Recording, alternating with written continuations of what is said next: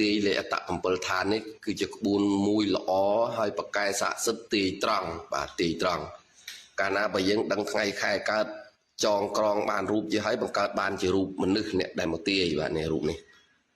ហើយបង្កើតបានជារូបមនុស្សអ្នកមកទាយជាហើយគេអាចរកឃើញលេខលុយលេខទ្របលេខសំណាងហើយណាលេខលុយលេខទ្របលេខសំណាងហើយបានលេខលុយលេខទ្របលេខសំណាងហ្នឹងលេខ3លេខហ្នឹងឯងដែលគេយកមកចារលើលុយបាទយកមកចារលើលុយហ្នឹងដើម្បីបង្កើតទៅជាទំនៀមមួយថាឲ្យលុយកុំឲ្យដាច់ពីកប៉ៅបាទកុំឲ្យដាច់ពីកប៉ៅមានលុយជាប់រហូតចឹងកុំឲ្យអស់លុយពីកប៉ៅលីចឹងណាចឹងមកកើតបានជារូបជាហើយគេរកឃើញលេខលុយនៅក្នុងខ្លួនរបស់យើងតើលេខមួយណាដែលជាលេខលុយលេខទ្របនិងលេខសំណាង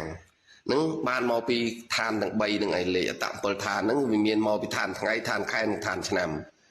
បានលេខពី3ជួរ4ជួរនឹងហើយបង្កើតបានទៅជារូបមនុស្សដែលអ្នកមកទាយហ្នឹងចឹងហើយបានមានបងប្អូនចង់ឲ្យខ្ញុំប្រាប់ថាប្រាប់របៀបរកលេខលុយលេខសំណាងលេខទ្របហ្នឹងរករបៀបមិនថាអូចឹងរៀនមិនបានទេព្រោះវាច្រើនចឹងហើយបង្កើតបានជារូបជាហើយបងប្អូនយើងអាចរករាសីគេម្ដងរកអ្នកមកទាយហ្នឹងដែលខ្ញុំចោលហ្នឹងអ្នកមកទាយហើយតើឆ្នាំហ្នឹងរាសីគេឡើងចុះខែណាអញ្ចឹងគេមកមើលនេះវិញនេះតារាងខែបាទតើខែហ្នឹងគេឡើងយ៉ាងម៉េចចុះយ៉ាងម៉េចយើងមើលមកនេះវិញដោយសារយើងបានលេខពីម្ចាស់លុយម្ចាស់ខ្លួនអ្នកមកទាយហ្នឹងឯងបាទហើយក្នុងតារាងខាងលើលេខអត7ឋាននេះគេអាចដឹងអំពីដួងវាសនាខ្សែជីវិតរបស់បុគ្គលនឹងចាស់ទៅមានក្របានបាទអាហ្នឹងបាទហើយបង្កើតបានជារូបមនុស្សចេះហើយក៏អាចរកឃើញបជ្រុយដែរបងប្អូនតើនៅក្នុងខ្លួនរបស់យើងមានបជ្រុយនៅតាណានៅជើងឬនៅដៃឬនៅក្បាលឬនៅនឹងអវយវៈផ្សេងផ្សេងអញ្ចឹងណាអាចរកឃើញហើយបជ្រុយហ្នឹងវាមានសម្បុរពណ៌ហ្នឹងដូចមិនសម្បុរខ្មៅឬសម្បុរក្រហមហើយបជ្រុយហ្នឹងមកជាលាបឬមកជាគ្រោះរកឃើញខ្ញុំពីដើមស្មានថាគ្រូនឹងមានប្រទាលប្រហោងតើមើលឃើញពីជ្រុយក្នុងខ្លួនយើងតាមពិតគេបានមកពីនេះពីឋានថ្ងៃខែកើតរបស់យើងបងប្អូនហើយជាពិសេសគេបាន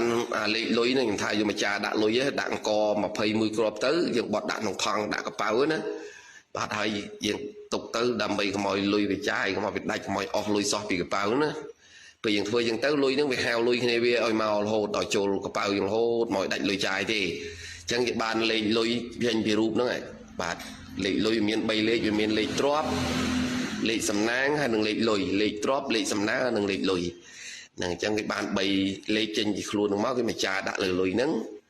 រួចហើយគេដាក់អង្គ21គ្រាប់ទៅហើយដាក់ចូលក្នុងកប៉ៅទៅបាទហ្នឹងបកកែដែរបងប្អូនជាក្បួនរបស់ខ្មែរយើងតាំងពីដូនតាមកមិនងាយមានអ្នកចេះទេលេខអត7ឋាននេះវាលម្អិតបាទហើយនេះខ្ញុំរៀនរាប់ឆ្នាំមកហើយមិនដែលបញ្ចេញទេតែបញ្ចេញថ្ងៃនេះបងប្អូនដឹងការទូទាយហើយក៏អាចដឹងអំពីថាតើបុគ្គលម្នាក់នេះដែលយើងចាបានកើតជារូបគាត់នេះដែលអ្នកមកទាយនេះដឹងអាចដឹងពីខ្សែជីវិតគាត់ចាស់ទៅមានឬក្រ